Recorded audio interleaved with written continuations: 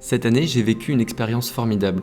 Je suis allé vivre pendant 6 mois dans un endroit perdu au beau milieu de la jungle amazonienne. Le petit village où j'ai habité s'appelle Grand Santi. Il est situé ici, tout à l'ouest de la Guyane, juste à la frontière du Suriname. J'ai pris quelques vidéos avec une vieille GoPro pour vous raconter mon aventure dans cet endroit isolé de l'autre côté de l'Atlantique. Pour venir à Grand Santi en partant de Cayenne, il faut déjà faire 4 heures de route en direction de Saint-Laurent-du-Maroni. Une fois arrivé sur place, il faut trouver une pirogue et des piroguiers qui veulent bien vous embarquer pour remonter la rivière. Là, il faut faire 1 jour, voire 2 jours de pirogue avant d'arriver à destination. Ce voyage est long. Très long.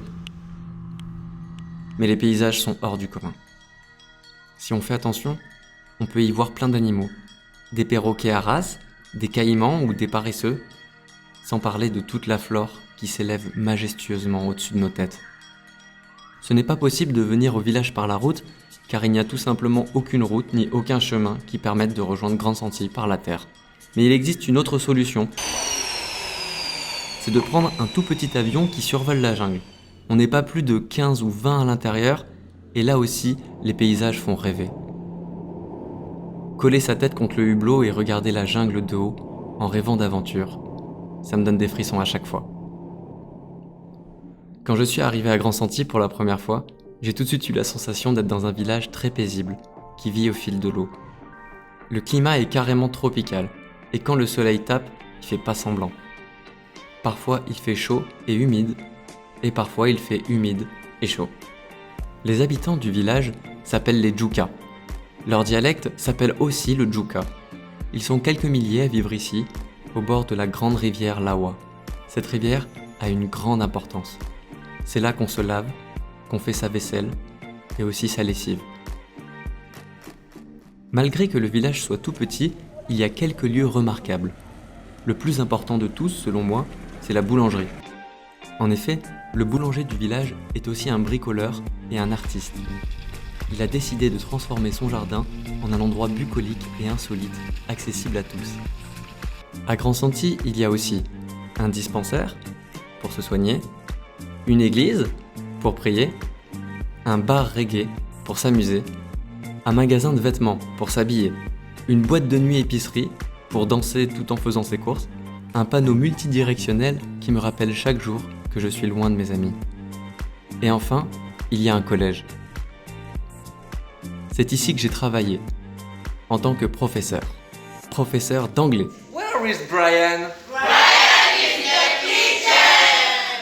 Le collège Ashma Cartadinama ressemble à ceux que l'on trouve en métropole, avec un drapeau français qui flotte devant l'établissement et la devise de la République affichée à l'entrée. Il y a aussi un terrain de sport pour les cours de PS, un CDI avec plein de livres dedans, des salles de classe avec des néons qui mettent du temps à s'allumer, et une salle des profs avec des profs qui boivent du café. Mais il y a quand même quelques différences avec nos collèges de l'Hexagone. Ici, il n'y a pas de radiateur, mais plutôt des ventilateurs dans toutes les salles. Les couloirs de l'établissement n'ont pas de mur, mais seulement un toit. Et la grande différence avec la métropole, c'est qu'en 15 minutes, on peut passer de ça à ça.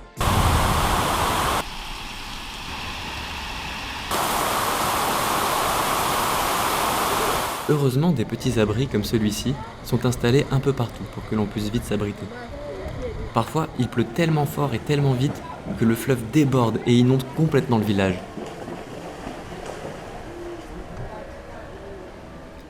Une autre chose que j'ai remarqué en explorant les environs, c'est que les habitants sont fans du Real Madrid. Genre, vraiment fans. Les enfants du village jouent d'ailleurs souvent au foot.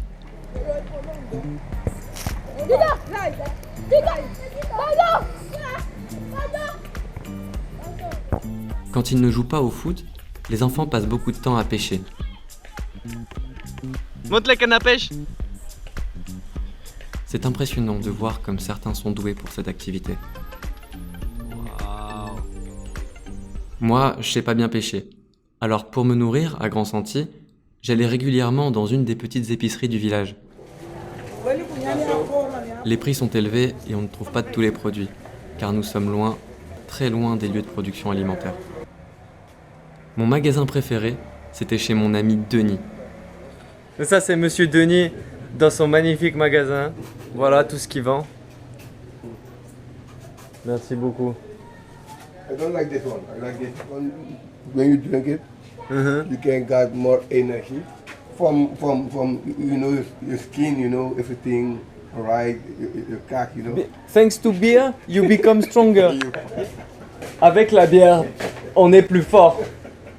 Pour se nourrir, il est aussi possible de cueillir soi-même les fruits qui poussent dans la jungle. Les noix de coco par exemple. On peut utiliser les noix de coco pour plein de choses. Moi, ce que j'adorais faire, c'était de mettre du rhum directement dedans. Ça, c'est vraiment délicieux. En plus de la pêche et de la cueillette, certains villageois chassent les animaux de la jungle et les revendent à leurs amis. Là, par exemple, ce sont 2 agoutis. Là, il y en a 2.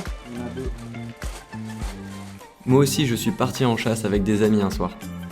À la chasse au caïman. Laissez-moi vous montrer comment ça s'est passé. Oh, regarde le truc de Missy à gauche. Là où Missy regarde, ça.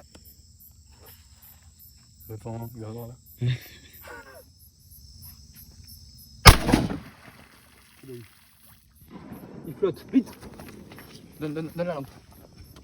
Ah ouais, il flotte. Je suis déjà mouillé. Tiens. Vas-y. Là, il flotte. En face. Vite. On crawl. Fais gaffe de pas te faire mordre. Hein. C'est bon, tu peux le prendre par la queue. Bravo, Coppel. Et bravo, Elliot aussi. Hein. Envoie-le, elle arrive si tu veux. Tu la filmes? J'ai un putain de crocodile dans les mains. Allez, Elliot.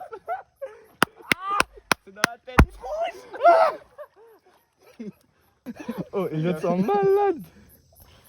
Il est pas mal, regarde. Il est tout à fait mangeable celui-là. Mais les caïmans sont loin d'être les seuls animaux qu'on trouve à Grand Sentier. Il y a par exemple des perruches, des capucins noirs, Oui. des fourmis,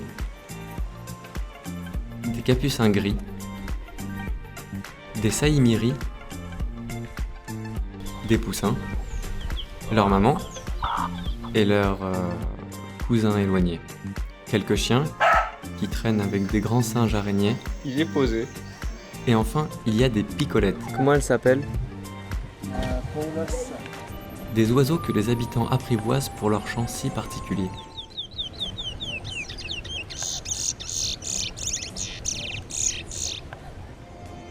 Quand je ne regardais pas les animaux et que je ne travaillais pas, je passais le plus clair de mon temps à juste regarder le fleuve, en lisant un bouquin.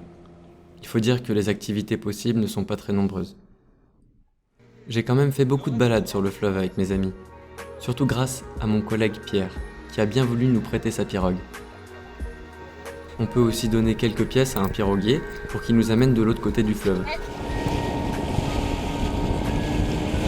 De l'autre côté, on change de pays, on est au Suriname.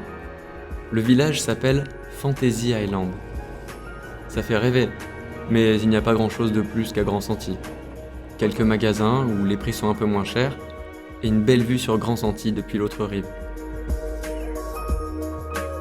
Enfin, la dernière activité que j'ai beaucoup aimé faire à Grand Sentier, c'était aller chez le coiffeur. Oh, ça va? C'est moi ou quoi? Ouais, bien. Moi, T'as dit quoi, code 9? Bah écoute, tranquille, hein. La vie suit son cours. On se fait beau, on se fait la barbe. Je trouve que ce salon de coiffure est nettement plus cool que tous ceux que j'ai vus en métropole. Le mec est torse-poil, les enfants se baladent, et il y a une picolette au plafond.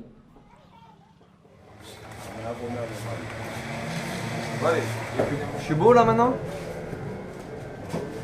Voilà, vous avez fait un petit tour de Grand Sentier. Ce village immobile qui vit au fil de l'eau et où habitent les Djukas.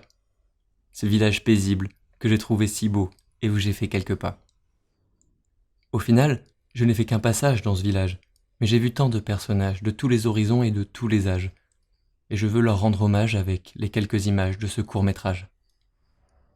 Maintenant, je tourne la page. Je ne sais pas où je déménage, mais j'ai de bons présages. Et si ce village et ces paysages devaient m'inspirer un seul message, je dirais que même si cela demande du courage, il faut céder au voyage, prendre les virages et vivre les passages.